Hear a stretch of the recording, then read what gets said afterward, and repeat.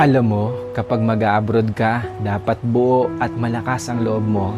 Dahil kung hindi rin lang buo at malakas ang loob mo, huwag mo nang ipagpatuloy pa. Kapag nang ibang bansa ka, dapat kaya mong lahat dahil marami kang kalaban doon sa pupuntahan mo. Nariyan ang lungkot dahil mapapalayo ka sa pamilya mo.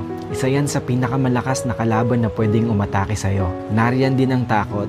Takot at pagkabalisa kung maayos ba ang lugar na mapupuntahan mo. Maaari ka ring panghinaan ng loob dahil tanging sarili mo lang ang tutulong sa'yo sa oras ng pangangailangan mo. Pwede ka ding ma-depress dahil sa sobrang daming problema na darating sa'yo at lalo na hindi mo pa kasama ang pamilya mo sa tabi mo. Pagkawalan ng pag-asa na makakamit mo pa ba ang pangarap mo dahil kulang pa ang panggastos mo kaysa sa sinasahod mo.